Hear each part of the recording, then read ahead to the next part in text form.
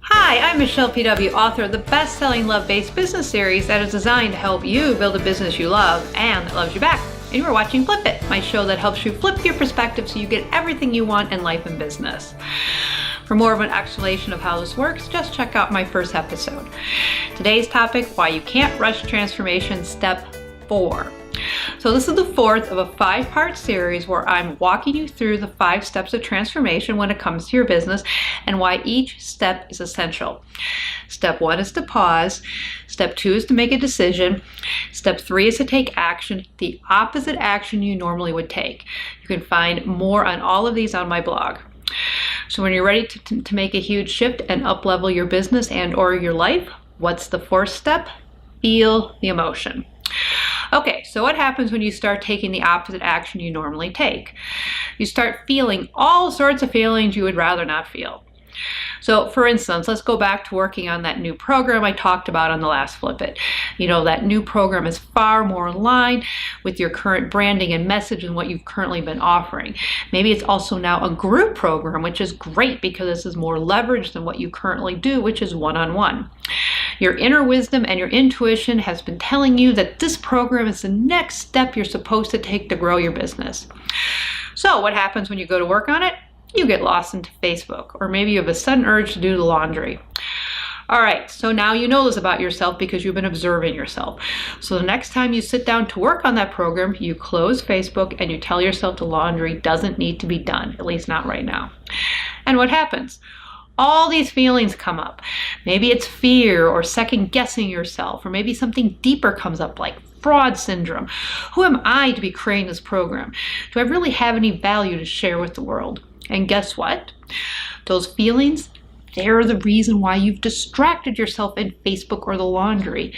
You see, the key to your biggest growth and transformation is to take the opposite action you normally take and then simultaneously feel the feelings that come up. This is also likely one of the most difficult things you'll ever do. Now, there's good news. Once you've felt those feelings, they will move through you. In other words, the first time you sit down to work on that program and refuse to let yourself mess around in Facebook, it'll really be rough. But if you stick with it and don't let yourself get distracted, you will eventually get to a place where those feelings no longer come up for you.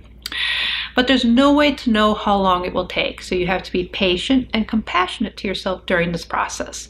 This is why I mentioned having a mantra, something to remind yourself during these dark moments that there is a reason why you're doing this. You're doing this because your bigger dream or mission is worth being momentarily uncomfortable. Now, in the case of my blog, the last 6 months of 2017 were brutal. I so wanted to stop working on my blog. I so wanted to give up. It wasn't working the way I thought it would.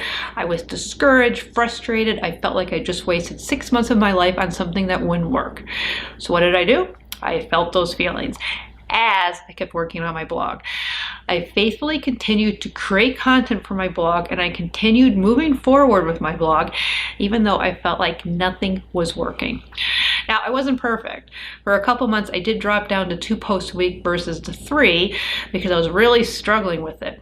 But I refused to let myself quit. And other than dropping down 1 post, I refused to let myself make any other tweaks to the strategy.